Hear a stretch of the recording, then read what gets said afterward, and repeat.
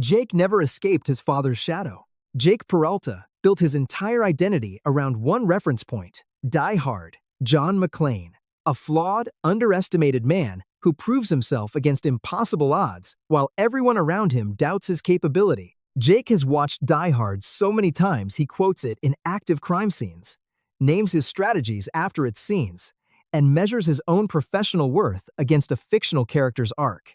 The theory says this obsession isn't quirky pop culture enthusiasm.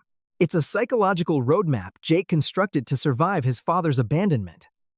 Roger Peralta left when Jake was young, charming, and useless, and gone, and Jake built his personality around the one story available to him about a man who gets to be the hero anyway. Every case, Jake throws himself into recklessly. Every stunt he pulls without backup. Every moment, he needs to be the one who saves the day rather than the one who calls for help, traces directly back to a boy who needed a framework for how a man without a father figures out what kind of man to become. Then Holt arrives, and something shifts permanently. Jake starts performing for Holt in a way he performs for nobody else. When Holt tells Jake he's proud of him, Jake's response is categorically different from how he responds to any other praise in the series. In Season 5, when Holt sacrifices his shot at Commissioner to save Jake from prison, Jake almost says it directly. He catches himself mid-word. The word he almost says is not Captain. The theory says Jake spent 8 seasons looking for his father. He found a better one on the 4th floor of the 9-9. Rosa Diaz is a constructed identity. Rosa Diaz has a file at the precinct. Her colleagues work alongside her for years. They know her coffee order, her fighting style, her breakup patterns. And then the show reveals that Rosa attended a completely different school under a completely different name, that her biographical details don't survive scrutiny, and that she has maintained a fully constructed identity so completely that her closest professional allies had no idea who she was before the badge. The theory pushes considerably further than the show does. Rosa's extreme privacy, her physical positioning in every room with her back never to a door, her near-total emotional lockdown deployed even in genuinely safe situations, her habit of partially obscuring her face at certain angles, all of it tracks as the behavior of someone who is not simply private, but actively managing visibility. Her combat skills exceed what her listed training background explains. She picks locks with practiced ease. She knows things about surveillance and counter-surveillance that the NYPD Academy doesn't teach in any documented curriculum. The theory says Rosa's real history has an entry point that predates the precinct by years and differs fundamentally from anything on her official record. Whatever her actual name is, whatever she was doing before she became Rosa Diaz, she walked away from it completely enough to pass a background check, build a cover that held for nearly a decade under daily scrutiny from trained detectives, and deploy field skills the department officially never gave her. Nobody in the 9-9 knows Rosa. They know the version she calculated they could handle. The Halloween heist reveals who everyone really is. Once a year, the 9-9 social contract is suspended. The Halloween heist strips away every professional obligation, every collegial warmth, every performance of teamwork and institutional loyalty, and what remains is each person operating at their actual baseline without the constraints of daily life holding them in the shape the precinct requires. Amy Santiago, warm and collaborative and compulsively rule-following in every other episode, becomes a ruthless strategic operator who maintains multiple layers of deception simultaneously, weaponizes the trust of people who love her, and wins through psychological manipulation so precise it borders on clinical. Jake, impulsive and emotionally transparent in all other contexts, becomes a meticulous long-game planner capable of sustaining elaborate deceptions across hours. Holt, rigidly ethical by professional identity, participates in deceptions without apparent internal conflict the moment the heist begins. The theory says these aren't departures from character. They are the characters. The heist is the one annual context where the precinct's performative goodness steps aside and reveals what everyone was actually capable of all along. The show's most consistent observation across 8 heist episodes is that the people who win are the ones most willing to treat their closest relationships as tactical resources. Amy weaponizes Jake's trust. Jake weaponizes the group's predictable patterns. The most revealing detail is that none of them feel guilt afterward, because the heist didn't make them capable of this. It just gave them permission to to stop pretending they weren't. Gina was always the smartest person in the room. Gina Linetti presents as a narcissist whose entire professional existence is a delivery mechanism for self-absorption. She is present in the precinct, technically, the way furniture is present, taking up designated space, occasionally making noise, apparently contributing nothing that couldn't be replaced by a well-positioned mirror. The theory tracks what Gina actually does, rather than what she says she is. She reads situations before anyone else in the room. She identifies the correct emotional play in complex interpersonal dynamics and delivers it in language that sounds like self-involvement but functions as surgical precision. She manages relationships upward, laterally, and across the entire precinct hierarchy with an ease that no one notices because her personality provides such effective cover. When Gina leaves to become an internet celebrity, she succeeds immediately and completely, not because the internet rewards exactly her brand of content, though it does, but because Gina has been performing a constructed character her entire career, and doing it in front of a camera is simply a natural extension of a skill she has been developing daily for years. Her friendship with Jake is the tell. They grew up together, and Gina has known him longer than anyone in the precinct. While everyone else is regularly surprised when Jake's competence surfaces, Gina is never surprised. She always knew what Jake was because she is the same thing in a different costume. Two people who decided early that being underestimated was safer than being seen and built entire performances around that decision. Scully and Hitchcock saw something they never recovered from. The show confirms directly, in a Season 6 flashback episode, that young Hitchcock and young Scully were fit, sharp, stylish, and genuinely excellent detectives. They close cases. They dress well.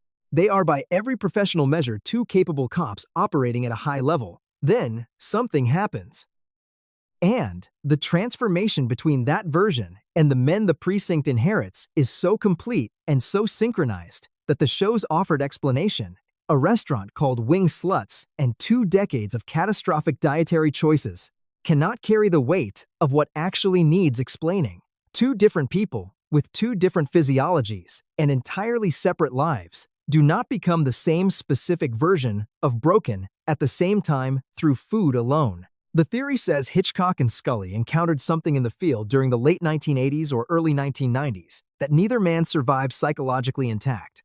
The flashback episode hints at this without naming it directly. Their transformation is too sudden, too complete, and too precisely simultaneous to be explained by anything the show officially offers. What they saw, what they did, or what happened to them, the show never tells you. But the men sitting in the 9-9 bullpen eating garbage and avoiding all active casework are not who they started as. They are what remained after. And the show, which played them as comic relief for 8 seasons, hit a story about 2 cops who went somewhere that changed them permanently behind the most effective possible cover. The buffoonery is the scar tissue. The food is not the cause. It is how 2 men, with nowhere else to put it, decided to carry what they couldn't leave behind. Charles is the most dangerous person in the 9-9. Charles Boyle loves Jake Peralta with an intensity the show plays as comedy and should be read as something considerably more unsettling under sustained examination. He describes Jake using language the show never applies to any other friendship in the series. He is jealous of Jake's other relationships in ways that function narratively as romantic competition rather than friendly protectiveness. When Jake moves toward Amy, Charles's reactions in the early seasons are not those of a supportive friend watching a colleague find happiness. They are those of someone watching something they considered theirs become unavailable to them. The theory maps Charles's documented behavior across 8 seasons against a specific psychological framework and finds a pattern that doesn't resolve as simple friendship. He shows up at Jake's apartment unannounced, repeatedly. He involves himself in Jake's personal relationships without being asked and without being turned away. He makes decisions about Jake's life on Jake's behalf and frames each one as affection rather than control. His attachment is not conditional on what is good for Jake. It is conditional on Jake remaining close and accessible. When Jake announces he is becoming a stay-at-home father in the finale, Charles's response is to immediately insert himself into that domestic space as a permanent fixture. The show loves Charles. The audience loves Charles. He is warm and loyal and means everything he says at every level of his conscious intention. The theory says that's exactly what makes him worth watching carefully. The most consuming relationships in real life are the ones wrapped in the most convincing packaging of genuine love. Holt was hollowed out by the NYPD. Captain Raymond Holt's history with the NYPD is documented across the series in fragments that collectively form one of the most sustained portraits of institutional damage ever embedded inside a mainstream comedy. He was denied promotions for 20 years, not because he lacked capability, which he demonstrably had in extraordinary surplus, but because of who he was. The emotional flatness, the meticulous formality, the rigid control he maintains over every expression and every reaction across 8 seasons, these are not personality traits the show invented for comedic contrast. They are survival behaviors that calcified into personality across decades of an institution that treated his humanity as a liability. The theory says Holt learned, at significant personal cost sustained over years, that any visible emotion was a vulnerability the NYPD would exploit. So he removed visible emotion. He became the version of himself that couldn't be easily read, provoked, or targeted. He held that performance for so long and so completely that by the time the 9-9 inherits him, he cannot fully separate what he performed from what he actually is. The warmth is real, but buried so deep, it surfaces only in controlled fragments. His pride in the squad is real, but expressed in language so formally contained, it barely communicates the magnitude of what it holds. His relationship with Jake is the one place the performance breaks down most reliably, because Jake, who is constitutionally incapable of not pushing, pushed into the exact place that was never fully armored. What Holt found there, after everything the department had spent decades attempting to extract from him, was that he still had enough left to love someone like a son. Amy's perfectionism is unprocessed trauma. Amy Santiago finishes first in every exam she takes. She color codes notebooks that don't require color coding. She arrives early to meetings that haven't been scheduled yet. She has a system for her systems and a backup for every contingency, and a detailed documented protocol for situations that will never arise. The show codes all of this as quirky Type A humor, the anxious overachiever whose need for order generates comedy through its collision with an institution that runs on chaos. The theory removes the comedy framing and looks at what Amy's compulsive perfectionism actually describes in clinical terms. A child who grows up in a household with 7 brothers competing for parental attention and recognition learns very quickly that being the best at measurable things is the only reliable currency available. You cannot be the loudest. You cannot be the most physically dominant, but you can be the one who gets the highest score, wins the most awards, earns the most external validation from authority figures whose approval can be quantified and displayed. Amy's relationship with Holt, her desperate need for his specific approval across multiple seasons, her devastation when she perceives she has disappointed him, is not professional ambition. It is a woman still running the same calculation she ran in a house with 8 children competing for 2 parents' attention. She transferred the system to Holt and the NYPD because the alternative was examining what the system was actually built for. The show let her keep the system. The theory says the system was always the wound dressed as achievement. The 9-9 was never just a precinct. The most consistent behavioral pattern across 8 seasons of Brooklyn Nine-Nine is that every person in that bullpen stayed longer than their career trajectory required. Jake had options. Amy had options. Rosa had options that the show hints at without fully detailing. Holt had the commissioner position within reach, and every single one of them kept returning to the same building, the same desks, the same dysfunctional family they had assembled by accident, and then chose to keep assembling every morning. The theory says this isn't plot convenience or network mandate. It's the show's actual thesis about what people do when they build something they can't find anywhere else. Every character in the 9-9 arrived with a wound the institution was not designed to address. Jake arrived with abandonment. Amy arrived with competition-driven anxiety. Rosa arrived with an identity she'd buried. Holt arrived with decades of institutional damage. Charles arrived with a consuming need for connection he'd never quite satisfied. And the 9-9, which should not have been capable of providing what any of them actually needed, somehow did. Not because it was a good precinct, though it occasionally was, but because the specific combination of broken people who ended up in that building happened to fit each other's gaps in ways that no formal system could have engineered deliberately. The show spent 8 seasons asking whether good people inside a broken institution can make the institution worth defending. The answer it arrived at, quiet and specific and embedded in every character's decision to keep showing up, was yes. Not because the institution deserved it, because the people did. Terry's rage was never really about yoga. Terry Jeffords is introduced as a detective, so traumatized by a near-death experience in the field that he cannot return to active duty, spending his days in the 9-9 bullpen managing paperwork and eating yogurt while his colleagues handle actual cases. The show explains this as standard PTSD, following a shooting incident, processed through Terry's journey back to active service across the early seasons. The theory looks at what Terry does after that recovery and finds something the show never fully examined. Terry's anger, which the show plays across all 8 seasons as comedic outbursts, appears at specific triggers with a consistency that maps onto something more structured than general temperament. He responds to threats against his family with a disproportionate intensity. The show frames as fatherly love, but which in any clinical context would be identified as hypervigilance. He responds to institutional injustice, specifically the episode in which a white officer stops Terry in his own neighborhood while off duty, with a controlled fury that carries the weight of something much older than a single incident. The theory says the shooting that took Terry off active duty wasn't his first encounter with a system that endangered him. It was the one that finally confirmed what he'd been carrying since long before the 9-9. His recovery wasn't a return to who he was before the incident. It was the construction of a new identity, stable enough to contain everything the incident confirmed. The yogurt, the weights, the deliberate physical discipline, all of it is a man building a container strong enough to hold what he knows. The precinct was always on the wrong side. The final season of Brooklyn Nine-Nine wrestles directly with something the show had been approaching and retreating from for 8 years. The murder of George Floyd and the national reckoning with police violence forced the writers into a conversation about an institution they had spent 8 seasons making lovable. And the conversation they had, compressed into a season that couldn't fully contain it, arrived at an honest place the show had never quite reached before. The good people in the 9-9 were always good people inside a bad structure. And good people inside bad structures do not redeem the structure. They make it look more tolerable from the outside. The theory says the show's most important moment isn't the Halloween heist, or the Jake and Amy wedding, or any of the moments fans celebrate as defining the series. It's Jake's quiet resignation in the finale. He doesn't leave angry.